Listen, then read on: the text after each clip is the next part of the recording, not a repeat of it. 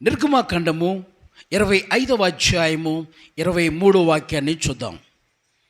నిర్గమాకాండము 25వ అధ్యాయము 23 నుంచి 30వ వచనం వరకు. మరియు నీవు తుమ్మకర్రతో ఒక బల్ల చేయవలెను.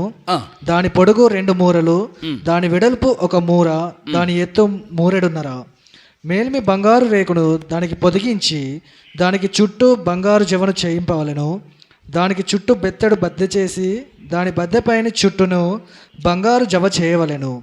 దానికి 4 బంగారు ఉంగరములను చేసి దాని 4 కాళ్ళకుండు 4 మూలలలో ఆ ఉంగరములను తగిలింపవలెను. బల్ల మోయుటకు మోతకర్రలు ఉంగరములను బద్దెకు సమీపంగా నుండవలెను. ఆ మోతకర్రలు తుమ్మకర్రతో చేసి వాటి మీద బంగారు రేకు పొదిగింపవలెను. వాటితో బల్ల మోయబడును. మరియు నీవు దాని పల్లెములను, ధూపార్తులను, గిన్నెలను, పాని అర్పణముకు పాత్రలను దానికి చేయవలెను. మేలిమి బంగారుతో వాటిని చేయవలెను. నిత్యమును నా సన్నిధి రొట్టెలను ఈ బల్ల మీద ఉంచవలెను. అందరూ ఈ మాట చెప్పండి. అందరూ నేను చెప్పేటట్టుగా, నేను చెప్పినట్టుగా చెప్పండి. నిత్యమును అందరూ చెప్తాం. నిత్యమును నా సన్నిధిని ఉండునట్లుగా రొట్టెలను ఈ బల్ల మీద ఉంచవలెను. అందరు ఇటు చూడండి ఒకసారి. నిత్యము దేవుని సముఖములో బల్ల మీద ఈ రొట్టెలు ఉండాలి. ఆమేన్. రొట్టెలు మనమే. రొట్టెలు ఎవరు చెప్పాలి అందరూ? రొట్టెలు మనమే. ఈ బల్ల సహవాసానికి గుర్తుగా ఉంది. హల్లెలూయా. దేనికి గుర్తు? సహవాసం. అందరూ చెప్పండి. సహవాసం అనండి. సహవాసం. మనం ఏ సహవాసంలో ఉన్నాం చెప్పండి. Praise the Lord. మన సహవాసం అయితే చెప్పండి, తండ్రితోనూ కుమారుడైన యేసుక్రీస్తుతోనూ పరిశుద్ధాత్మతోనూ. Praise the Lord. ఆది అపోస్తుల సహవాస సంఘములో ఉండాలి. ఆ బోధలో ఎదగమన్నాడు. చూడండి, ఈ బల్లకి ఎన్ని కాళ్ళు ఉన్నాయండి? 4 ఉన్నాయా? ఎక్కువ ఉన్నాయా? 4 ఉన్నాయి కదా. ఈ 4 ఏంటో తెలుసా? 4 సంపూర్ణతలకు సూచన ప్లస్ 4 విధములైన సహవాస అనుభవాలు. వాటినే అపోస్తుల కార్య 2వ అధ్యాయంలో మనం చూస్తాం. అపోస్తుల బోధ, అపోస్తుల సహవాసం, అపోస్తుల రొట్టె విరుచు అనుభవము. చూస్తారా? చదవండి అన్నమాట. 2వ అధ్యాయం అపోస్తుల కార్యములు 42 వచ్చిన అందరూ చదవండి అన్నమాట. ఆ మాట ప్రతి వారు కూడా గమనిద్దాం. చదవండి ఆయన, చదవండి. వీరు అపోస్తుల బోధయందును సహవాసమందును రొట్టె విరుచుట యందును ప్రార్థన చేయుట యందును ఎడతెగక ఉండాలి. హల్లెలూయా. గమనించండి ప్రియులారా, ఈ 4 విధములైనటువంటి కాళ్ళు మనకు కనబడుతున్నాయి. ఇక్కడ 4 కాళ్ళు కనబడుతున్నాయి. బల్లకి 4 కాళ్ళు. ఈ 4 కాళ్ళు 4 అనుభవాలు. అపోస్తుల బోధ, అపోస్తుల సహవాసం, అపోస్తుల రొట్టె విరిచే క్రమం, అపోస్తుల ప్రార్థన అనుభవాలు మనము కలిగి ఉండాలి. ఆమేన్. అట్టి సహవాసం మనం కలిగి ఉండాలి. అట్టి సహవాసములో మనం ఎదుగుతూ ఉండాలి. దేవునికి స్తోత్రం కలుగును గాక. ఇక్కడ బల్ల మీద ఏమండి, ఈ బల్ల ఎలా చేయబడింది? బంగారంతో చేయబడలా, తుమ్మకర్రతో చేయబడింది. ఫస్ట్ ఆ తుమ్మకర్రకి బంగారం పొదిగారు. ఆమేన్. తుమ్మకర్ర మనము, బంగారము యేసయ్య. స్తోత్రం. తుమ్మకర్ర మనమైతే మానవ స్వభావానికి గుర్తు తుమ్మకర్ర, బంగారము దేవుని దైవ స్వభావానికి గుర్తు. మనము దేవుని స్వభావాలతో పొదగబడాలి. మన మానవ స్వభావాలన్నీ కనబడకూడదు. అందుకని కనబడకుండా దేవుడు ఏం చేశాడు? బంగారంతో మొత్తం పొదగమన్నాడు. చూస్తే ఇప్పుడు ఏం కనబడుతుంది? తుమ్మకర్ర కనబడుతుందా అండి? బంగారమే కనబడుతుంది. ఏం కనబడుతుంది? అంతా బంగారమే. ఈ సముఖపు రొట్టెల బల్ల అని రాయబడి ఉంది కదా.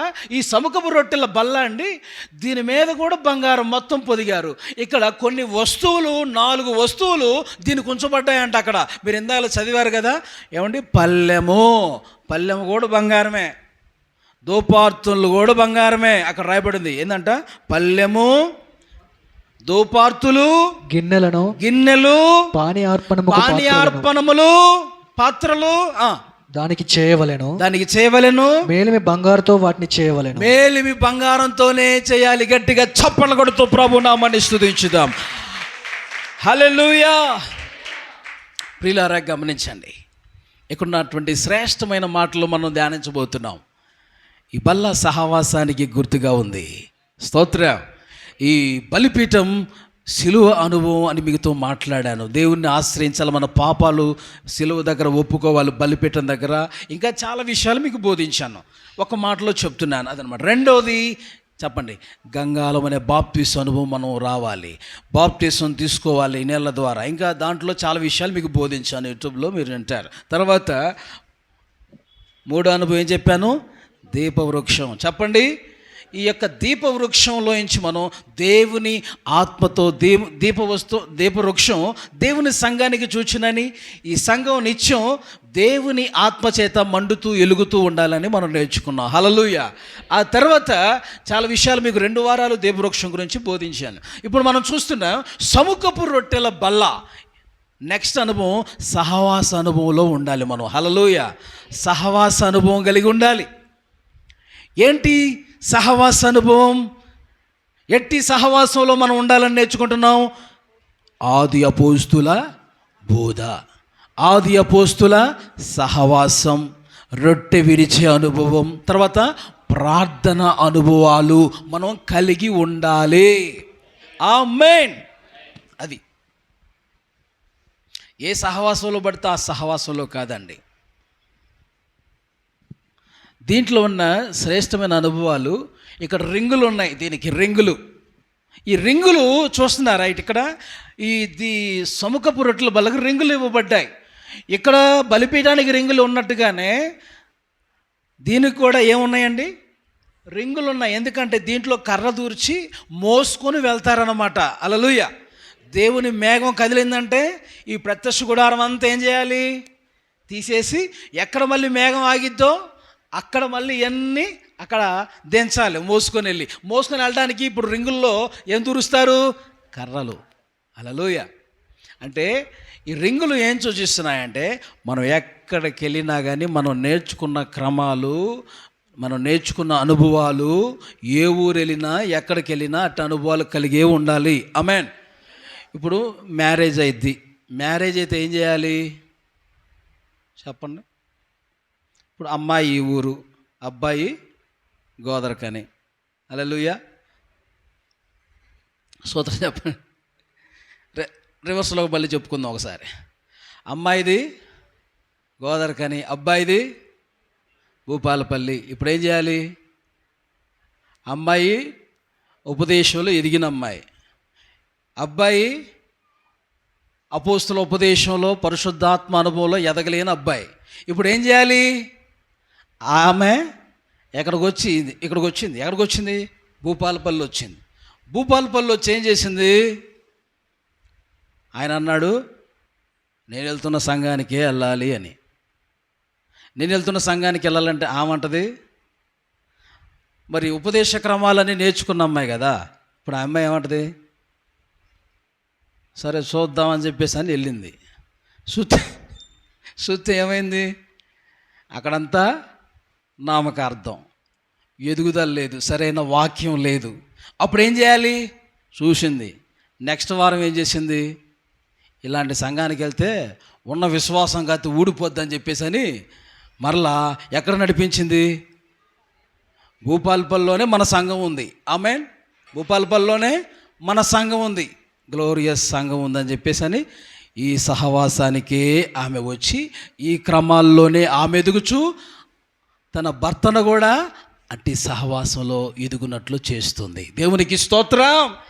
హల్లెలూయా. హల్లెలూయా. నేను చెప్పేది ఏంది మీకు అర్థమయ్యే ఉంటుంది. ఇప్పుడు ఉపదేశ క్రమంలో ఉన్నటువంటి మనం ఉపదేశ క్రమంలోనే ఎక్కడికి వెళ్ళినా చెప్పండి అట్టి క్రమంలోనే ఉండాలి. ఆమేన్. ఎగ్జాంపుల్, అదిగో శనిగారం అక్క పాపం వాళ్ళు ఉపదేశ క్రమంలో ఇక్కడ కొన్నాళ్ళు ఎదిగారు కాబట్టి శనిగారం వెళ్ళినా కానీ వాళ్ళ ఆశ ఈ బోధలోనే, ఈ వాక్యలోనే, ఈ క్రమాల్లోనే నడవాలని. ఆమేన్. పరకాల అవతల శనిగారం మళ్ళీ 15 కిలోమీటర్లు, 15 పరకాల నుంచి ఎన్ని కిలోమీటర్లు వస్తుందమ్మా? 15 అక్కడి నుంచి దేవుని సన్నిధికి ప్రతి ఆదివారం సన్నిధికి వస్తున్నారు. దేవునికి మహిమ కలుగునుగాక.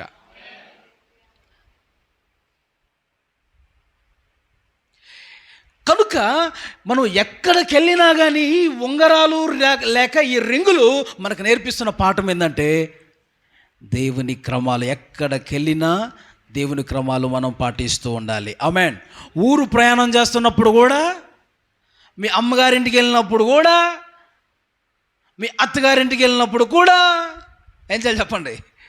ఇట్టి క్రమాలే, ఇట్టి అనుభవాలే కలిగి ఉండాలి. ఆమేన్. ఆడికి వెళ్ళిపోయిన తర్వాత అంతా మారిపోకూడదు. ఆడికి వెళ్ళిపోయి అక్కడ విధానాలన్నీ మళ్ళీ వచ్చేయకూడదు. నీకు ఇక్కడ నేర్చుకున్న ఉపదేశ క్రమాలు, బోధన విధానాలు కలిగి ఉండాలి. ఆమేన్. హల్లెలూయా. తర్వాత ప్రియులారా, ఇక్కడ దీని మీద ఉన్న రొట్టెలు ఎన్ని రొట్టెలు ఉన్నాయి? 12 రొట్టెలు ఉండాలి దీని మీద. ఎన్ని రొట్టెలు? 12 రొట్టెలు ఉండాలి. మనం చదువుకున్న దాంట్లో కనపడ్డాయా 12 అనే మాట? కనపడ్డాయండి? లేవియాకాండం చూస్తారా మీరు? అక్కడ 24వ అధ్యాయంలో, లేవియాకాండం 24వ అధ్యాయం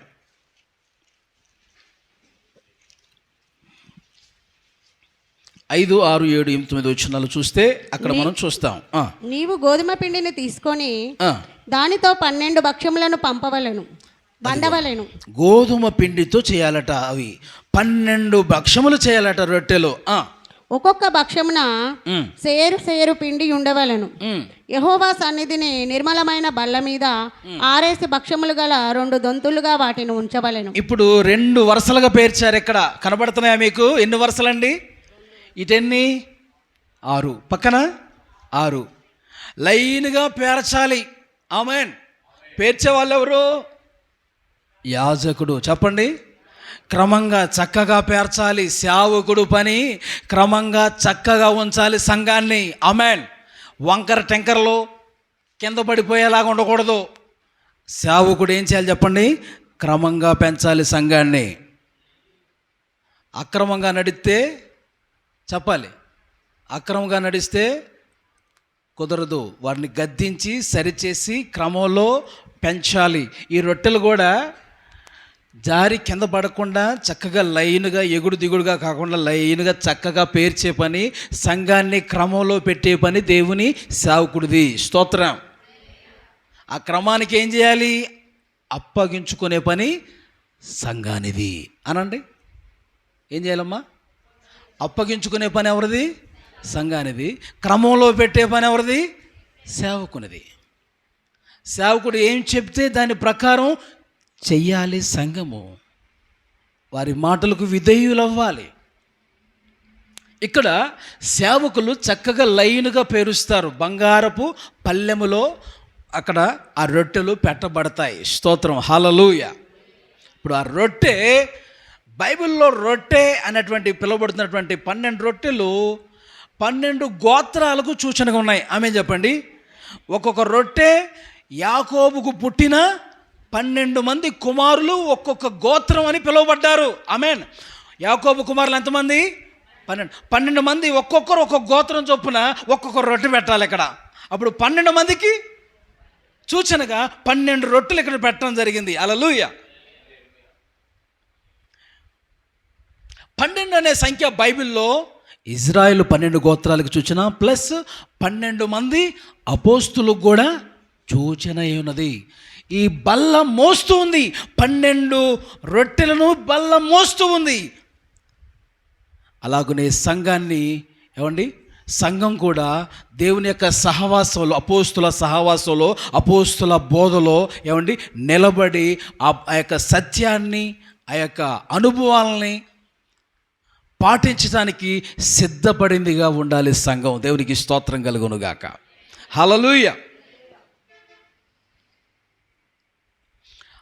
అది అపోస్తుల ఉపదేశంలో ఉన్నటువంటి సత్యాన్ని, ఆ యొక్క అనుభవాలు మనం కలిగి ఉండటానికి, నేర్చుకోవడానికి ఇష్టపడుతూ ఉండాలి. దేవునికి స్తోత్రం. ఇప్పుడు మనం కొన్ని విషయాలు మనం నేర్చుకున్నాం. రొట్టె దేన్ని సూచిస్తుంది బైబిల్లో? రొట్టె ఆయా సందర్భాల్లో మనకు రొట్టె కనబడుతుంది అండి. రొట్టె మనం యేసుక్రీస్తు ప్రభువారు ఒకరోజు 4వ అధ్యాయం, యోహాను సువార్త 4వ అధ్యాయంలో ఒక మాట రాయబడింది. 4వ అధ్యాయము 34వ వచనం చూడండి. యోహాను సువార్త 4:34. యేసు వారిని చూచి, నన్ను పంపిన వాని చిత్తము నెరవేర్చుటయు, నన్ను పంపిన వాని చిత్తము నెరవేర్చుటయు, ఆయన పని తుదముట్టించుటయు నాకు ఆహారమై ఉన్నది. అది రొట్టె ఆహారానికి గుర్తుగా ఉంది. ఏంటి ఆ రొట్టె అంటే? దేవుని చిత్తం చేయుట. అందరూ చెప్పండి. దేవుని చిత్తం చేయటే నాకు ఆహారం, అదే నాకు రొట్టె. ఆమె చెప్పండి. అదే నా రొట్టె అన్నారు ఆయన. దేవుని చిత్తం చేయడానికి గుర్తుగా ఉంది ఈ రొట్టె. ఆమేన్. సంఘం అనే రొట్టె ఏ అనుభవాలు కలిగి ఉండాలి? దేవుని చిత్తము చేసేవారుగా ఉండాలి. ఎవరి చిత్తం? చెప్పండి, చెప్పండి అమ్మా, నోరు తెరిచి చెప్పండి. నిద్రపోతున్నారు ఎవరైనా? ఎవరైనా నిద్రపోయే వాళ్ళు ఉంటే ఒకసారి టచ్ చేయండి. అక్క టచ్ చేయండి. జాగ్రత్తగా చూడాలి. అందరూ కూడా నా వైపు చూడండి. దేవుని చిత్తము చేసేవారుగా ఉండాలి మనందరం. ఆమెన్. మీకు ఫుల్ అధికారం ఇస్తున్నా. ఎవరైనా నిద్రపోయేవారు ఉంటే మీరు పక్క తట్టండి. ఇలాగా ఎవరైనా తలదించుకొని ఉంటే వాళ్ళని తట్టండి. వాక్యం చెప్పేవారి వైపే చూస్తూ వినాలి వాక్యం. ఆమెన్. నిద్ర వస్తే మొహం కడుక్కొని వచ్చి కూర్చోవాలి. నేను ముందు చెబుతున్నా, మళ్ళీ మళ్ళీ చెప్పను, లేదంటే నేను వచ్చి వాళ్ళని కొడతా. ఆమెన్. అలా చేయకండి. స్తోత్రం చెప్పండి. హల్లెలూయా. ఇంటి దగ్గర అలసిపోతారు, ఎక్కడేమో నిద్రపోతారు అన్నట్టు ఉంటుంది అన్నమాట. అలా చేయకండి. ఇంటి దగ్గర బాగా పనులు పెట్టుకొని ఇంటి దగ్గర ఆ రోజే ఇల్లు కడుక్కోవటం, ఆ రోజే మటన్లు, చికెన్లు, ఆ రోజే ఇంకా అన్ని కార్యక్రమాలు తెచ్చుకోవటం. ఏమండి, అన్నీ ఆ రోజే పనులని పెట్టుకొని వచ్చి ఇక్కడ సన్నిధిలో నిద్రపోవడానికి ఇది రెస్ట్ హౌస్ కాదు, ఇది ఆమెన్ విశ్రాంతి స్థలం కాదు, ఇది దేవుని వాక్యాన్ని మెలకువగా వినే స్థలం. ఆమెన్. హృదయంలో చేర్చుకునే స్థలం. ఎంతమంది ఆకలిగా ఉంది అంటే మీరందరూ మాకు ఆకలిగా ఉందండి, ఆకలి టైమే కదా, టైమే ఇదే కదా అంటారు. ఆకలితో పాటు ఏ ఆకలి ఉండాలి మనకి? ఆత్మీయ ఆకలితో మనం ఉండాలి. స్తోత్రం చెప్పండి. ఒకటి, దేవుని చిత్తం చేసే అనుభవం రొట్టె నేర్పిస్తుంది. మన ఇష్టం కాదు, మన చిత్తాలు కాదు, దేవుని ఇష్టాలు, దేవుని చిత్తం మనం చేయాలి. ప్రభువా ప్రభువా అనే పిలుచు ప్రతి వారు చెప్పాలి పరలోక రాజ్యం చేరడు కానీ. అవునా? అబ్బా, ఎంత కరెక్ట్ చెప్పారు మీరు. అంటే ప్రార్థన చేసేవారు పరలోక రాజ్యం చేరరు కానీ ప్రభు చిత్తం చేసేవారే వెళ్తారు. గట్టిగా చప్పలు కొడితే దేవుని నామాన్ని మహిమపరుద్దాం. ఆమేన్. హల్లెలూయా. ప్రార్థన చేస్తే మాత్రం పరలోకం వెళ్ళమట. చర్చికి వచ్చేవారు పరలోకం వెళ్ళరు కానీ, అలా కూడా మనం చెప్పుకోవాలి కదా. చర్చికి వచ్చేవాళ్ళు కూడా పరలోకం వెళ్ళరు కానీ దేవుని చిత్తం చేస్తేనే పరలోకం వెళ్తారు.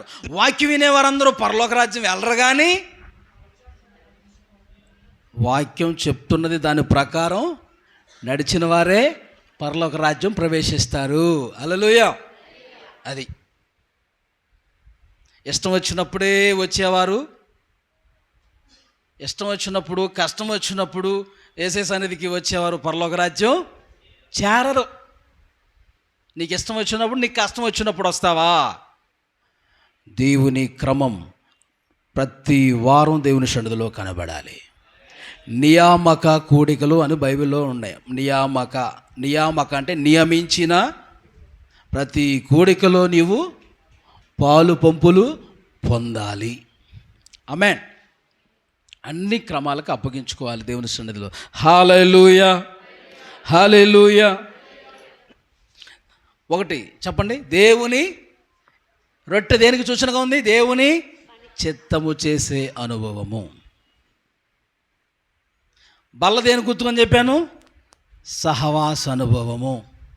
ఆ రొట్టెలు ఇప్పుడు దేనికి గుర్తు? ఆ రొట్టెలు ఎవరు? మనమే. రొట్టెలు ఎక్కడ ఉండాలి? బల్ల మీద, సన్నిధి గుడారంలో బల్ల మీద రొట్టెలు ఉండాలి. మనందరం సంఘం అంతా ఎక్కడ ఉండాలి? సన్నిధి గుడారం అంటే ఏంటి? దేవుని మందిరం అనుకోవాలి ఇప్పుడు. ఆమేన్. దేవుని మందిరంలో, దేవుని సముఖములో, సన్నిధిలో ఎప్పుడు రొట్టెలనే మనం ఉండాలి. ఆమేన్. దేవుని సన్నిధిలో ఉండడానికి మనం ఇష్టపడాలి. ఇంట్లో ఉండడానికి కాదు. ఎక్కడ? సన్నిధిలో ఉండడానికి ఇష్టపడాలి, ఇంట్లో ఉండడానికి కాదు. అలా ఉంటే నీ ఒంట్లో ఆరోగ్యం మంచిగా ఉంటుంది. ఏమండి? నీ ఒంట్లో ఆరోగ్యం మంచిగా ఉంటుంది, ఆరోగ్యంగా ఉంటావు, క్షేమంగా ఉంటావు. ఏమండి? ఆత్మీయ విషయాల్లో, అన్ని విషయాల్లో వర్ధిల్లుతూ ఉంటావు దేవుని సన్నిధిలో ఉంటే. ఆమేన్. ఇంట్లో ఉంటే, ఆదివారం రోజు ఇంట్లో ఉంటే, ఏదో పని పెట్టుకొని ఇంట్లో ఉంటే, చిన్న బలహీనత ఉందని ఇంట్లో ఉంటే ఇంకా నువ్వు బలహీనం చెందటమే. దేవుని సన్నిధిలో స్వస్థత ఉంది. ఆమేన్. సన్నిధికి వస్తే దేవుడు ఏం చేస్తాడు? జ్వరం ఉందా? జ్వరంతోనే రావాలి. ఇప్పుడు జ్వరం వస్తే హాస్పిటల్కి వెళ్ళలేదా? చెప్పట్లా మీరు గట్టిగా. జ్వరం వస్తే హాస్పిటల్కి వెళ్తున్నారు కదా, దేనికోసం వెళ్తున్నారు? ఇంజెక్షన్ చేయించుకుందామని వెళ్తున్నారు. ఆమేన్. ఇప్పుడు జ్వరం వస్తే ఎక్కడికి రావాలి? చెప్పరే. సన్నిధి అంటే ఏందనుకున్నారు? హాస్పిటల్. ఆమేన్ చెప్పండి. దేవుని మందిరం ఒక హాస్పిటల్, స్వస్థపరచు స్థలము. ఆమేన్. అనారోగ్యముతోనే దేవుని సన్నిధికి వచ్చి నువ్వు మూలక జారబడో ఏదో లాగా దేవుని సన్నిధిలో కష్టపడుతున్నా ఆయన చూడ్డా ఆయన 7 దీపస్తంభముల మధ్య సంచరించువాడు ఆయన. అంటే సంగమల మధ్య ఆయన తిరుగుతూ సంచరిస్తాడు, నిన్ను చూస్తాడు. నువ్వు బాధతో ఉంటే, రోగంతో ఉంటే, సమస్యతో ఉంటే ఆయన చూస్తా ఊరుకుంటాడా? అబ్బా నా కుమార్తె మహిమమ్మ ఎంత బాధపడుతుంది, హల్లెలూయా, నా కుమార్తె చెప్పండి కళ ఎంత సమస్యలో ఉంది అని ఇలాగా ఒక్కొక్కరిని గురించి ఆయన అందరినీ చూస్తాడండి. ఆమె చెప్పండి. సంచరిస్తాడట ఆయన. Praise the lord. 7 దీపస్తంభాల మధ్య చెప్పండి సంచరించే దేవుడు. అందరూ చెప్పాలి. సంచరించే దేవుడు ఆయన. సంఘంలో తిరుగుతాడు. Praise the lord. సంఘంలో ఆయన తిరుగుతాడు, సంచరిస్తాడు. అయితే ఒక విషయం, సంఘం బయట దేవుడు మాత్రం ఉండకూడదు, సంఘంలో ఉండాలి. ఆమేన్. ఆయన ఆహ్వానించాలి సంఘంలోకి. తలుపు యొద్ద నిలుచుండి తట్టుచున్నాను. ఏమండి? ఏం చేస్తాడట? తలుపు యొద్ద నిలుచుండి ఎవరు నా స్వరం విని తలుపు తిను. బైబిల్లో ఒక సంఘం ఉందండి. అదే సంఘం లవోదికియా అనే సంఘం. బయట ఉన్నాడు అట దేవుడు. బయట ఉండి తలుపు కొడతా అంటే సంఘం బయట ఉన్నాడు, సంఘంలో లేడు. ఈ రోజుల్లో కొన్ని సంఘాల్లో దేవుళ్ళు లేకుండానే పాటలు, దేవుళ్ళు లేకుండానే ఆరాధన, దేవుళ్ళు లేకుండానే వాక్యం, దేవుళ్ళు లేకుండానే అన్నీ జరుగుతున్నాయి. అంటే ఇప్పుడు ఆ సంఘం బయట ఉన్నాడా లోపట ఉన్నాడా? తలుపు ఎద్ద నిలుచుండి తడుతున్నాడంట. ఆ సంఘానికి బయట ఉన్నాడు దేవుడు, లోపట లేడట. సంఘములో దేవుడు ఉండాలి. ఆమేన్. ఆయన మన యోగ్యులుగా అర్హులుగా ఉంటే సంఘంలోనికి ఆయన వస్తాడు. స్తోత్రం చెప్పండి. తలుపు తీసి ఆయన ఆహ్వానించాలి. ఆయన వచ్చి మనతోనే ఉండడానికి ఇష్టపడతాడు. హల్లెలూయా. దేవుని సన్నిధిలో మనం ఈ రొట్టెలు దేవుని చిత్తం చేయడానికి సూచనగా ఉన్నాయి. ఒకటి. రెండోది, దేవుని వాక్యానికి రొట్టె సూచనగా ఉంది. రొట్టె దేవుని వాక్యానికి సూచన. బైబిల్లో చూసారా? యేసుప్రభువు వారు ఉపవాసం ఉన్నారండి. ఉపవాసం ఉన్నప్పుడు అక్కడికి వచ్చేసాడు సైతాన్. వచ్చి ఏమంటున్నాడు చెప్పండి? 4:4 మత్తయి సువార్తలో ఆ వచనాన్ని చూస్తాం. 4:4. రెండోది, రొట్టెలు దేవుని ఆయన మనుషుడు రొట్టె వలన మాత్రము కాదు గాని దేవుని నోట నుండి వచ్చే ప్రతి మాట వలన జీవించునని వ్రాయబడి ఉంది. దేవుని వాక్యానికి సూచనగా ఉంది ఇది రొట్టె. కాబట్టి దేవుని సన్నిధిలో దేవుని వాక్యానికి మనం అప్పగించుకోవాలి. రొట్టె దేవుని వాక్యానికి సూచనగా ఉంది కాబట్టి దేవుని యొక్క వాక్యాన్ని మనం ఎప్పుడు కూడా వింటూ ఉండాలి. వాక్యాన్ని వింటూ ఉండాలి, దాన్ని చదువుతూ ఉండాలి, చెప్తున్నది అలా ఉందో లేదో అని పరిశోధిస్తూ ఉండాలి. ఎఫెసీ సంఘం అపోస్తులు కాక తాము అపోస్తులమని చెప్పుకుంటున్న వారిని వారు అబద్ధికులని గుర్తించిందట సంఘం. ఆమేన్. అలాగనే ఇక్కడ మనం కూడా చెబుతున్న వాక్యం అలా ఉందా లేదా, చదువుతున్న వాక్యంలో ఉన్న విషయాలు ఏంటి అని చెప్పేసి అని మనం గుర్తించేవారంగా గ్రహించేవారుగా ఉండాలి. ఆమేన్. అలా ఉండాలంటే బైబిల్ రోజు చదువుకుంటూ ఉండాలి. చదువుతుంటేనే మనకి అర్థమవుతుంది. మత్తయి సువార్త 30వ అధ్యాయం.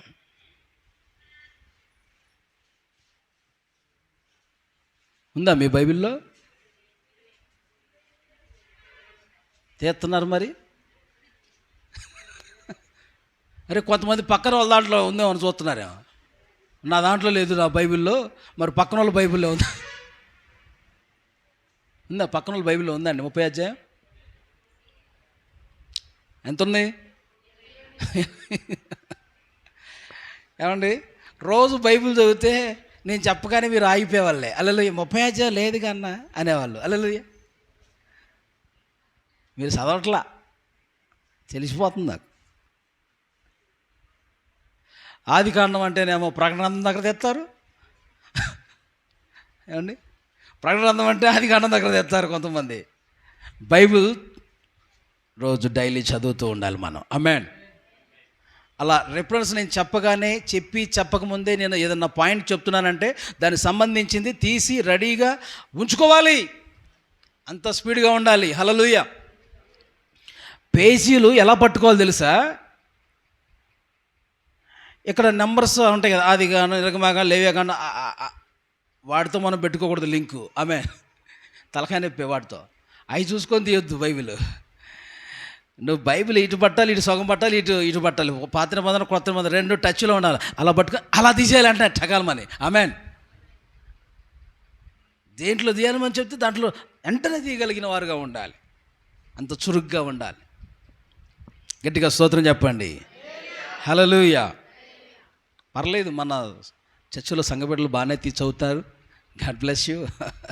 ఇంకా స్పీడు. దేవునికి స్తోత్రం. ఇంకా రొట్టె దేవుని వాక్యానికి గుర్తుగా ఉంది. డైలీ వాక్యాన్ని చదవాలి. ఆదివారం రోజు వచ్చేటప్పుడు బూజు దులుపుకొని తేవద్దు బైబిల్ని. అప్పుడు తుడిసి తీసుకొస్తారండి బైబిల్. అలా తుడిసి తీసుకొచ్చేవారు చేతులు ఎత్తండి. ఎవరు ఉన్నారని చూద్దాం అనుకుంటున్నారు. అసలు లేరండి. ఆదివారం రోజు మాత్రమే బైబిల్ ఇలాగ గుడ్డబెట్టి తుడిసి తీసుకొచ్చేవాళ్ళు లేరు కదా. రోజు చదువుతున్నట్టు మీరైతే. హల్లెలూయా. దేవుడు మిమ్మల్ని దీవించునుగాక. మరి చదవండి బాగా, ఉదయం సాయంత్రం తప్పకుండా చదవండి. కొంతమంది రోజు చదవకపోయినా కొంతమంది చదువు రాని వాళ్ళు ఏం చేస్తారంటే మోకాళ్ళు వేసి బైబిల్ దగ్గర పెట్టుకొని ప్రార్థన చేసుకుంటారు ఇలా తుడుచుకొని. అమ్మ అవునా? కొంతమంది అలా ఉన్నారు. చదువు వచ్చిన వాళ్ళు తప్పకుండా చదువుకోవాలి. చదువు రాని వాళ్ళు చదివించుకొని వినాలి. ఆమెన్. చదివించుకొని వినాలి. ఉత్తరం ఏదైనా లెటర్ అబ్బాయి రాశాడు అనుకో ఏదైనా ఊరి నుంచి, ఏం చేస్తావు? పక్కన వాళ్ళు ఇదేందో చూడయ్యా, కొంచెం చదువు అయ్యా, చదువు అమ్మ అని చదివించుకొని మరి అవి ఎంత వాడికి ప్రాధాన్యత ఇస్తావో మరి దేవుని వాక్యాన్ని అంతకంటే ఎక్కువ ప్రాధాన్యత ఇవ్వాలి మనం. హల్లెలూయా. ఆ రోజుల్లో మా నాన్నగారు చిన్న వయసులో, అరే నీకు రూపాయి ఇస్తానరా, 2 రూపాయలు ఇస్తానరా, ఒక పాట రాయరా అనేవాడు. రాయమంటే నేను రాసేవాడిని, డబ్బుల కోసం రాసేవాడిని. బైబిల్ చదవడం కూడా అంతే. అలా భక్తిలో మమ్మల్ని పెంచారు. స్టార్టింగ్ ఇంచుమించుగా నేను ఎదిగిందంతా దేవుని సన్నిధిలోనే. Praise the lord. కాబట్టి ప్రియులారా, దేవుని సన్నిధిలోనే దేవుని మందిరంలోనే ఉండే భాగ్యం దేవుడు మాకు ఇచ్చారు. ఇక్కడ మీరు కూడా నేను చెప్తున్నాను, దీన్ని మీరు ఎక్కువ ప్రేమించండి. బైబిల్ వాక్యాన్ని ఎక్కువ ప్రేమించండి. ప్రతిరోజు లేచి బైబిల్ను ముద్దు పెట్టుకోండి. దేవుని వాక్యాన్ని మనం ప్రేమించడానికి గుర్తుగా ఉంది. హల్లెలూయా. బాగా చదువుకోండి, మీరు గొప్ప వాళ్ళు అవుతారు. ఇది మోస్తే ఇప్పుడు మీరు యేసయ్య ఒక దినాన ఈ బైబిలే మనల్ని మోస్తుంది. ఆమేన్. ఒక భక్తుడు అన్నాడు, నేను ఈ బైబిల్ మోసాను, ఇప్పుడు నన్ను అనేక ప్రాంతాలకి ఈ బైబిల్ నన్ను మోసుకొని పోతుంది, తీసుకుపోతుంది అన్నాడు. స్తోత్రం చెప్పండి. ఈ బైబిల్ను ఈ కంపెనీలో పనిచేసేటప్పుడట, కంపెనీలో పనిచేసే ఖాళీ దొరికితే బైబిల్ చదివేవారట. ఖాళీ దొరికితే బైబిల్. చెప్పులు కుట్టుకునే వాళ్ళు చెప్పులు కుట్టడం కొంచెం తక్కువగా, పని తక్కువగా ఉంటే కొంచెం బైబిల్ చదవటం. అంటే అప్పుడప్పుడు చిన్న చిన్న ఫొటోస్ రావట్లే వాట్సాప్లో మీకు. చెప్పులు కుట్టుకునే వాళ్ళు కూడా బైబిల్ చదువుతున్నారు. ఎందుకంటే ఖాళీ దొరికి చదువుతున్నారు. అంటే పనిలో మనం చేసిన ఉద్యోగంలో కూడా ఖాళీ దొరికితే, మనం చేసే పనిలో, ఉద్యోగంలో, వ్యాపార విషయంలో ఖాళీ దొరికితే అలా బైబిల్ తీసి చదువుకోవటం, దేవుని సన్నిధిలో దేవుడితో గడపటం, అది ఎంత గొప్ప భాగ్యం అండి. హల్లెలూయా. శరీరం కోసం పగలంతా కష్టపడుతున్నారు, మరి ఆత్మ కోసం కష్టపడొద్దా? మనిషి ఎన్ని భాగాలు? 2 భాగాలు. ఒకటి శరీరము, 2 ఆత్మ కలిగి ఉన్నాడు. శరీరం కోసం ఈ కడుపు ఆహారం, వీటి కోసం ఎంత కష్టపడుతున్నాం, అలాగనే ఈ ఆత్మ కోసం కూడా మనం ఏం చేయాలి? కష్టపడాలి. దీన్ని కూడా బలపరచాలి, వాక్యంతో బలపరచాలి మనం. హల్లెలూయా. అది చలిగా ఉంది, ఏం పోతావులే ఈరోజు ప్రార్థనకి, చలిగా ఉంది. శరీరం కోసం కష్టపడ్డావు పగలంతా, మరి ఆత్మ కోసం కష్టపడాలిగా. చలి అని ఆగిపోతే అలా? చలికాలం ఏం వేస్తుంది? చలి అంతే. మరి ఎండాకాలం ఎండ, చలికాలం చలి, వర్షాకాలం వర్షం, వాటి కాలాలు అవి చేస్తూ ఉండాలి కదా. వాటికి మనం భయపడిపోతే ఎలా అండి? అలా భయపడే వాళ్ళు దేవుళ్ళో ఎదిగిన విశ్వాసులు కాదు. ఎదిగిన వాళ్ళు, దేవుణ్ణి ప్రేమించే వాళ్ళు, దేవుళ్ళు ఎదిగిన వాళ్ళు అయితే చలి ఉందని మానరు చచ్చి. ఆమేన్. మీరు మంచోళ్ళు వెళ్ళండి. కొంతమంది అలా ఉంటారు, ఎందుకంటే యూట్యూబ్లో కూడా వింటారు కదా, అందుకని చెప్తున్నా. మీరు శుక్రవారాలు మానరు, శనివారాలు మానరు, ఆదివారాలు అన్ని రోజులు వస్తారు. ఇంకా కొంతమంది మిస్ అవుతున్నారు. అందుకని ఒకవేళ దేవుడు మాట్లాడుతున్నాడేమో వాళ్ళు గ్రహించాలి, అలానే ఈ యూట్యూబ్లో సందేశాలు వింటున్న వారు కూడా గ్రహించాలి. ఆమేన్. తప్పకుండా దేవుని సన్నిధిలో మనం కూడుకొని మన ఆత్మను బలపరుచుకోవాలి. వాక్యంతో, వాక్యాహారము, వాక్యపు రొట్టె మనము తింటూ ఉండాలి సంఘం. హల్లెలూయా. రొట్టె ఏమండి దేనికి సూచనగా ఉంది ఇంకా బైబిల్లో? చెప్పండి. సహవాసానికి కూడా సూచనగా ఉంది. మనందరం ఏం చేస్తాం? నెలకొకసారి ప్రభు శరీరం, ప్రభు రక్తం మనం తింటున్నాం. అపోస్తుల బోధ, అపోస్తుల సహవాసం, అపోస్తుల రొట్టె విరుచు అనుభవము. సహవాస అనుభవంలో కూడా మనం క్రమం తప్పకుండా పాలు పొందుతూ ఉండాలి. స్తోత్రం. సహవాసంలో ఉంటేనే మనం దేవుళ్ళో మండుతూ ఉంటాం, ఉజ్జీవంగా ఉంటాం, ఎదుగుతూ ఉంటాం. మంటలో ఉంటేనే కట్టె ఏమైందండి? తీసి బయట ఉన్న కట్టె మంటలో పెడితే మండిద్ది, బయట పెడితే ఏమైద్ది? ఆరిపోద్ది.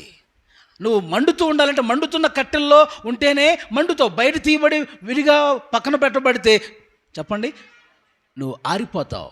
అలానే సంఘంలో ఉంటేనే, సంఘ సహవాసంలో ఉంటేనే నువ్వు మండుతావు, దేవునిలో ఎదగగలుగుతావు. స్తోత్రం చెప్పండి. హల్లెలూయా. నేను త్వరగా ముందుకెళ్ళి ముగించాలని ఇష్టపడుతున్నాను. జాగ్రత్తగా మీరు ఆలకించండి. ఈ రొట్టె ఏంటో మనం చూసాం. ఇక్కడ చుట్టూనండి, ఈ యొక్క బల్ల చుట్టూ కూడా ఒక బెత్తెడు మందం బద్దె అమర్చారట. బద్దె అనండి ఒకసారి. బద్దె ఎందుకనంటే ఆ రొట్టెలండి జారితే గనక కింద పడకుండా అవి ఆగుతాయి. హల్లెలూయా. అర్థమైందా నా మాట? చెప్పండి. చుట్టూ బద్దె ఇలా చెప్పండి. ఎంతమందం? బెత్తెడు మందం అనండి. మన జీవితం కూడా బెత్తెడు లాంటిది. 39వ కీర్తనలో ఉంది, బెత్తెడు వంటిదట మన జీవితం కూడా. చూస్తారా ఆ మాట? ఒకసారి చూడండి. 39వ కీర్తనలో మీరు చూస్తారు. ఆ రెఫరెన్స్ ఒకసారి చదువుతారా ఇందాకలది?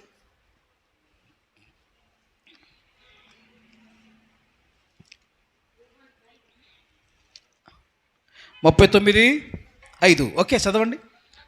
నా దినముల పరిమాణము నీవు బెత్తడంతగా చేసి ఉన్నావు. నీ సన్నిధిని నా ఆయుష్కాలము లేనట్టే ఉన్నది. చూసారా? మన జీవిత కాలం అంతా ఎంత అంటే చెప్పాలి అందరూ? బెత్తడంతా అనండి. బెత్తడంతా మన జీవితకాలం అట. ఎంతలో ఉంటాం అంతలో మాయమైపోయి ఆవిరి లాంటి వారమని మరొక చోట ఉంది మన జీవితం. ఆమెన్, అవునా అండి? ఈరోజు ఉన్నాం, రేపు ఉంటామో ఉండమో తెలియనటువంటి పరిస్థితులు. అలాంటి దినాల్లో మనం ఉంటున్నాం, సమయాల్లో ఉంటున్నాం. అయితే ఈ బెత్తెడు ఇదేంది బద్ద చేయమన్నాడంటే దేని పెట్టారా? ఆ బద్ద దేనికి సూచనంటే కృప అనండి. కృపకు సూచన.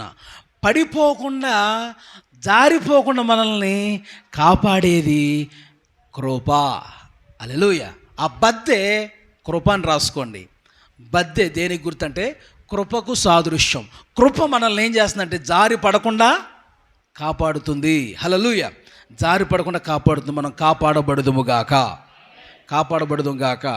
కాబట్టి ఎవరికి కృప? కృప ఎవరికి? ఏ కృప? చిన్న కృప, పెద్ద కృప?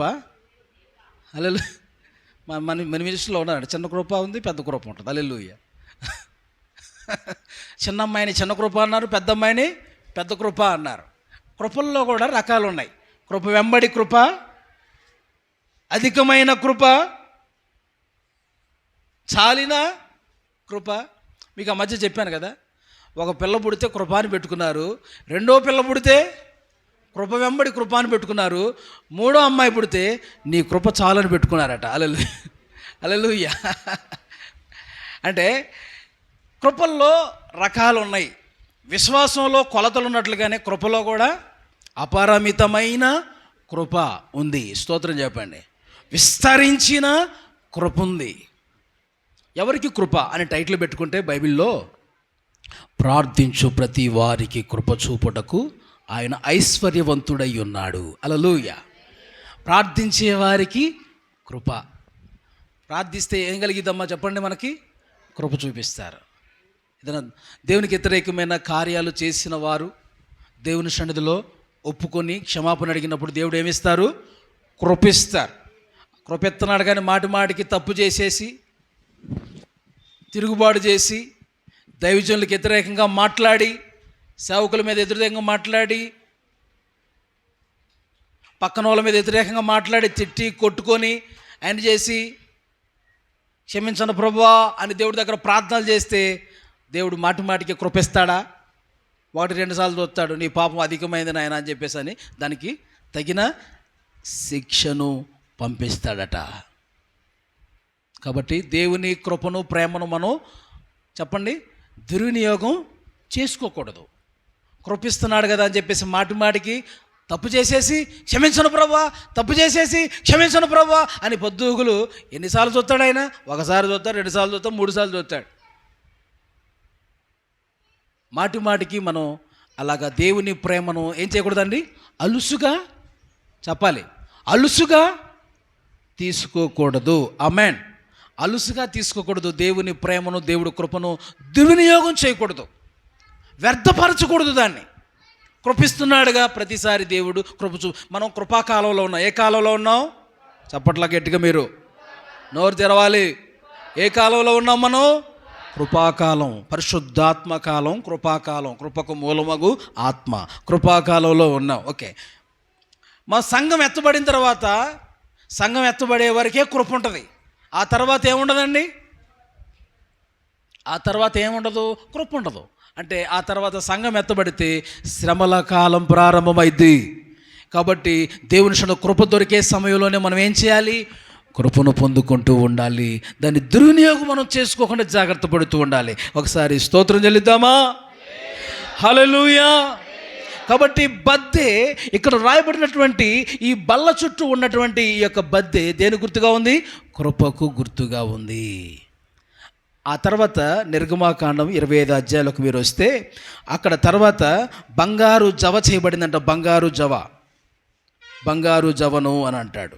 ఆ బంగారు జవ దేనికి సూచనగా ఉందంటే ఏమండి, ఇంగ్లీష్లో ఆ యొక్క మాట మామూలు బైబిల్లో నార్మల్గా ఉంది, కానీ కింగ్ జేమ్స్ వర్షన్లో అక్కడ ఒక మాట రాయబడి ఉంటుంది.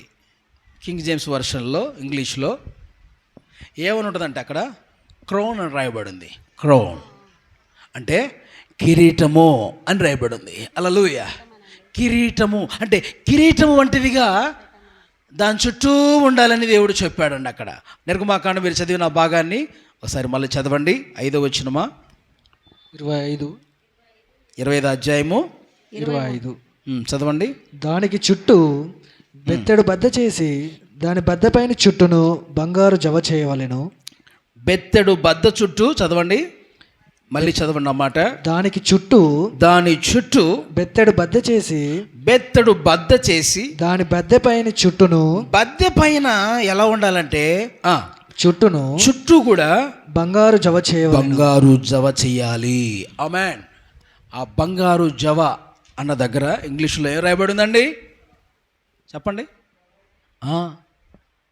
దేవుని సంఘానికి, దేవుని బిడ్డలకు సహవాసంలో ఉన్నటువంటి అనుభవం ఎలాంటిదో తెలుసా? కిరీటాన్ని మనకు దేవుడు ధరింప చేస్తున్నాడు. స్తోత్రం చెప్పండి. కిరీటాన్ని ధరింప సంఘ సహవాసంలో ఏముందండి?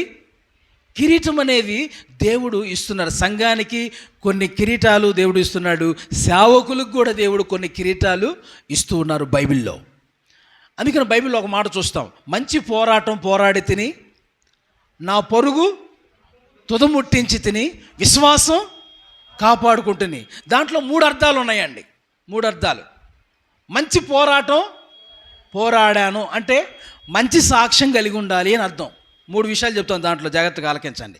మంచి పోరాటం అంటే మంచి సాక్ష్యం, మంచి మనస్సాక్షి కలిగి ఈ లోకంలో జీవించాలి అని అర్థం. 2, నా పరుగు తుదముట్టించి తిని. పరుగు తుదముట్టించాలంటే ఏముండాలి? ఓపిక ఉండాలి, సహనం ఉండాలి. నా మాట అర్థమైందా? ఓపిక సహనం ఉన్నోడే గురి యొద్దకు చేరతాడు. హల్లెలూయా. మధ్యలో అలసిపోతాము, అలసిపోయినా కానీ బలం తెచ్చుకొని ముందుకెళ్తేనే అక్కడ ఏముంది? నీకు కిరీటం, బహుమానం ఉంది. హల్లెలూయా. అది మంచి మనసాక్షి కలిగి ఉండటమే కాదు, మంచి సాక్ష్యం కలిగి ఉండటమే కాదు, రెండోది సహనము, ఓర్పు కలిగిన జీవితం ఉంటేనే నువ్వు నీ యొక్క ప్రయాణము కొనసాగిద్ది, బహుమానం పొందుకుంటావు. ఆ తర్వాత విశ్వాసం కాపాడుకుంటుని అంటాడు. విశ్వాసం కాపాడుకుంటూ అంటే అర్థం ఏంటి? నమ్మకంగా బ్రతకాలి, నమ్మకత్వాన్ని ఈ లోకంలో చూపించాలి. హల్లెలూయా, హల్లెలూయా. అలా మనం జీవించాలని ప్రభు ఆశపడుతున్నాడు. అప్పుడే మన కొరకు ఏం సిద్ధపరచబడ్డాయి? కిరీటం. శోధన సహించిన వాడు ధన్యుడు, వానికి చెప్పండి జీవ కిరీటం ఇవ్వబడును. నీతి కిరీటం ఇందాకలో మనం చూసాం. విశ్వాసం కాపాడుకుంటున్న వారికి నీతి కిరీటం ఇవ్వబడింది. తర్వాత వాడవారని మహిమా కిరీటం ఉందట. వాడవారని అంటే శ్రమల్లో కొంతమంది వాడిపోతారండి. శ్రమ వచ్చినప్పుడు వాడిపోతారు. శ్రమల్లో కూడా మనం వాడిపోకుండా నిలిచి ఉండాలి. ఆమేన్. వాడిపోని వారంగా ఉండాలి, శ్రమల్లో కూడా ధైర్యంగా ఉండాలి. సైతాను పని ఏంటంటే శ్రమ పెట్టేస్తే కష్టం తెప్పించేస్తే వాళ్ళు దేవుని విడిచిపెట్టేస్తారు అని చెప్పేసి వాడు ఆలోచన. కానీ ఆ శ్రమల్లో కూడా మనం నిలిచి ఉండటం అనేదే గొప్ప విజయానికి, సాతాను సిగ్గుపడే కార్యానికి సూచన. హల్లెలూయా. అదనమాట. సాతాను సిగ్గుపడాలి. శ్రమల్లో కూడా మనం ధైర్యంగా మనం నిలబడాలి. దేవునికి స్తోత్రం. వారికి ఏందంట? వాడవారని మహిమ కిరీటం. దేవునికి స్తోత్రం. ఇలా బైబిల్లో చాలా కిరీటాలు ఉన్నాయి. క్రొత్త నిబంధనలో కిరీటాలు ఉన్నాయి, పాత నిబంధనలో దయా కిరీటం, రాజ కిరీటం, ఏమంటే ఇవన్నీ చూస్తాం. ఆమేన్. ఇంకా కొత్త నిబంధనలో మూల కిరీటం. ఆమేన్. ఇంకా చాలా కిరీటాలు ఉన్నాయి. వాళ్ళు చేసే పనులు బట్టి, యోగ్యతను బట్టి కొన్ని కిరీటాలు దేవుడు ఇస్తున్నాడు. పరలోక రాజ్యం వెళ్ళినప్పుడు మనకు కూడా దేవుడు కిరీటాలు మన మీద దేవుడు పెట్టబోతున్నాడు. హల్లెలూయా. కిరీటం దేనికి గుర్తు? యోగ్యత గుర్తు. కిరీటం దేనికి గుర్తు? అధికారానికి గుర్తు. Praise the lord.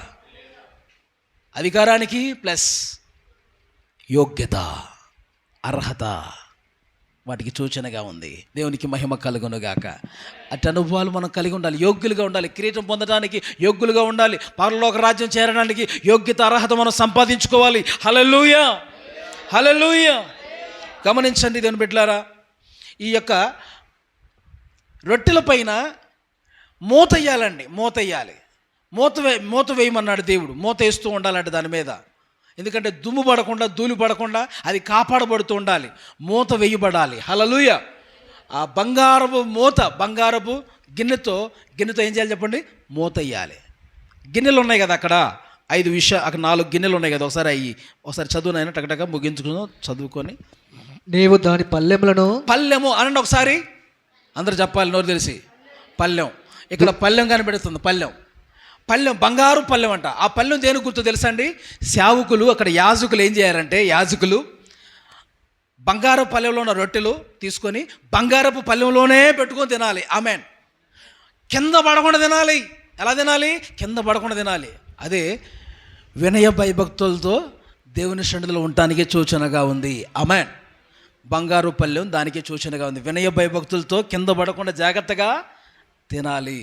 బంగారు పల్లెం నేర్పిస్తుంది వినయానికి, భయభక్తులకు సూచనగా. దైవికమైన లక్షణాలు కలిగి బంగారు పల్లెంలోనే తినాలి, మరి వేరే దాంట్లో తినకూడదు. కింద పడకుండా తినాలి జాగ్రత్తగా. ఆ తర్వాత ఇంకోటి ఏంది? ధూపార్తులు అన్నాడు. ధూపార్తుల మీద సాంబ్రాణి వేసి, ఆ మాట చదవండి. ధూపార్తుల మీద ఏం చేసి? సాంబ్రాణి వేసి ఏం చేయాలి తెలుసండి? వారు అక్కడికి తీసుకొచ్చి ధూపార్తిని తీసుకొచ్చి సాంబ్రాణి పొగేసి ఇక్కడ ఏమండి వాటిని జాగ్రత్తగా చూసుకోవాలి. హల్లెలూయా. ధూపార్తులు దేని గుర్తుగా ఉందంటే ప్రార్థన. సాంబ్రాణి దేని గుర్తుగా ఉందంటే ప్రార్థనలో ఒక భాగం కృతజ్ఞతాస్తుతులు. మీకు వచ్చేవారం నేను మీతో ఈ ధూప వేదిక గురించి నేను మీతో మాట్లాడతాను. దీని మీద 4 రకాలైన ద్రవ్యాలు వాడి వాటిలో ధూప వేదికలో ఏమండి ధూపం వేస్తూ ఉంటారు. Praise the lord. అంటే ప్రార్థన అనేది 4 భాగాలుగా ఉంది. అవి వచ్చేవారం నేను మీతో సవివరంగా మీకు బోధిస్తాను. కాబట్టి సాంబ్రాణి ఎక్కడ కూడా మనం చూస్తున్నాం, సాంబ్రాణి పొగేస్తూ ఉన్నారు. అంటే కృతజ్ఞతాస్తుతులు. ప్రభా, మీరు మాకు ఇచ్చిన సహవాసం బట్టి నీకు వందనాలయ్యా అని దేవుణ్ణి స్తుతించే అనుభవం అనమాట ధూపార్తిని. అక్కడ సాంబ్రాణి కృతజ్ఞతాస్తుతులకు సూచన. తర్వాత గిన్నెలు ఉన్నాయి. గిన్నెలు దేనికి గుర్తంటే మీతో చెప్పా, మూత వేయటానికి. వీటి మీద దేని మీద? రొట్టెల మీద ఏం చేయాలి? మూత. అంటే మూత వేయటం దేనికి గుర్తుగా ఉంది? కాపాడుకోవటం. చెప్పండి. ఇప్పుడు దేవుడు మనకిచ్చిన ప్రతిదాన్ని ఏం చేయాలి? మనం కాపాడాలి. కాపాడాలా లేదా? చెప్పట్లా మీరు?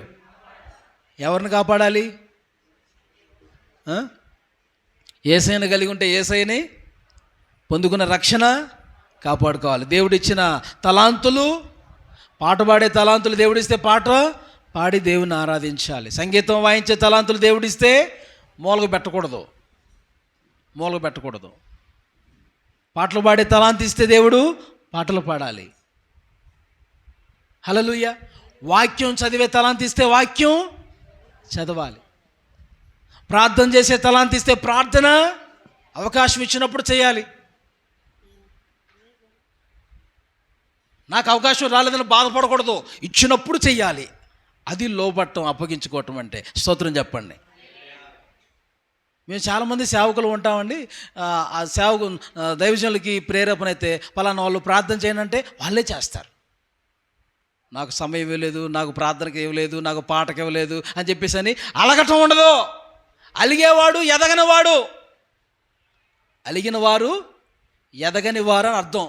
దేవుళ్ళు ఎదిగిన వాళ్ళు అయితే అలగరు. నాకు పాట ఇవ్వలేదని అలగరు, నాకు ప్రార్థన ఇవ్వలేదని అలగరు, నేను వాక్యం చదవటానికి నాకు ఇవ్వలేదని అలగరు. నేను వేరే సంఘానికి వెళ్తే నాకు అన్ని ఇస్తారు, ఇక్కడ అన్ని ఇవ్వట్లేదు. ఇక్కడ అలాంటివి ఉండవు. ఇచ్చినప్పుడే, అవకాశం ఇచ్చినప్పుడే వాడాలి. ఒక క్రమం అది. హల్లెలూయా.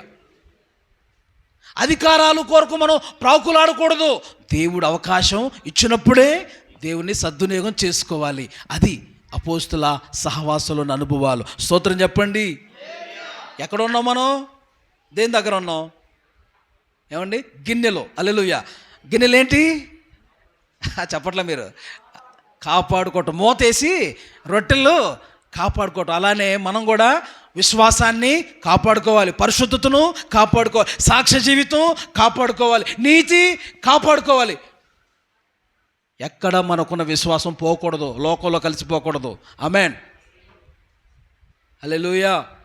అన్ని విషయాలు మనం కాపాడుకుంటుందము గాక. చివరి మాటలు జాగ్రత్తగా ఆలకించండి, ముగిస్తున్నాను. దేవుని సన్నిధిలో తర్వాత ఏముందయ్యా?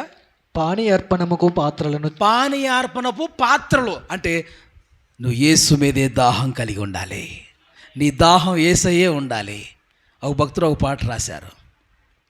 దప్పిక నాలో దప్పిక, దప్పిక నాలో దప్పిక, దప్పిక నాలో దప్పిక, యేసుని చూడాలని, నా యేసుతో ఉండాలని, ఆ ఆ ఆ దప్పిక నాలో దప్పిక, దప్పిక నాలో దప్పిక, దప్పిక నాలో దప్పిక, యేసుని చూడాలని, నా యేసుతో ఉండాలని, ఆ ఆ ఆ ఆ ఆ ఎప్పుడయ్యా నీ రాక, నీకోసం ఎదురు చూస్తున్నాను. ఎప్పుడయ్యా నీ రాక, నీకోసం ఎదురు చూస్తున్నాను. నిన్ను కాదని నేను ఎక్కడికి వెళ్ళగలను, నిన్ను కాదని నే ఎక్కడికి వెళ్ళగలను.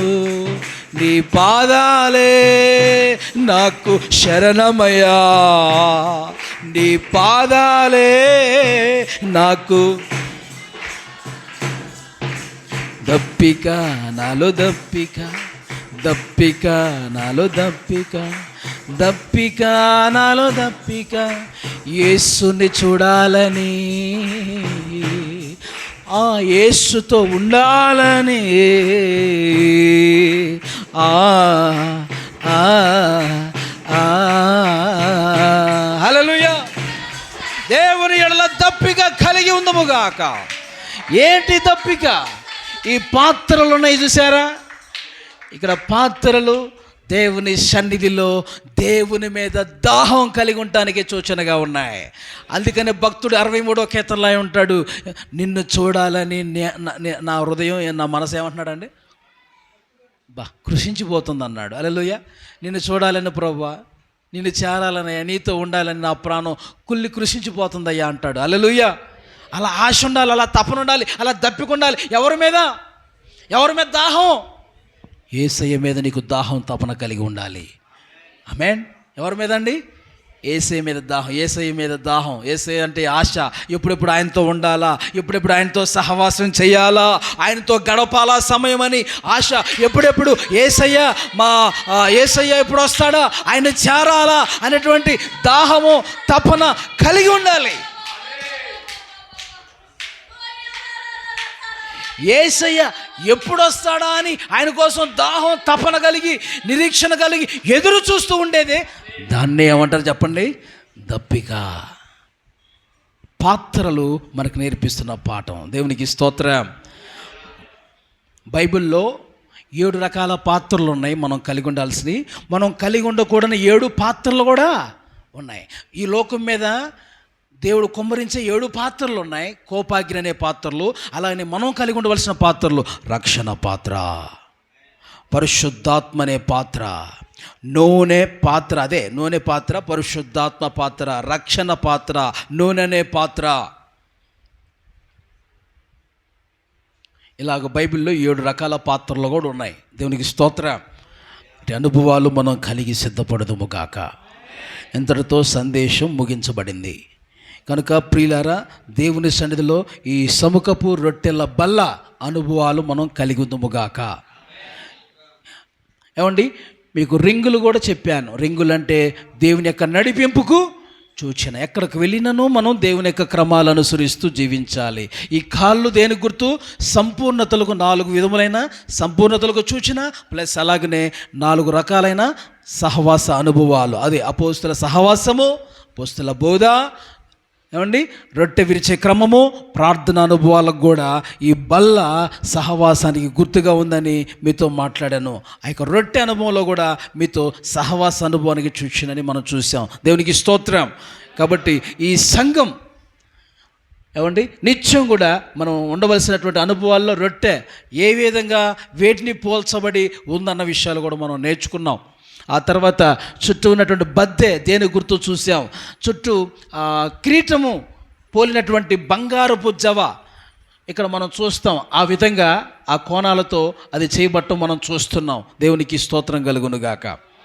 కనుక ఈ విధంగా దేవుని సన్నిధిలో ఉంచబడిన ఆ సముఖపు రొట్టె బల్ల దగ్గర ఉన్నటువంటి 4 పాత్రలు కూడా మనం బంగారు పాత్రల్లో మనం చూసి ఉన్నాం. దేవునికి స్తోత్రం.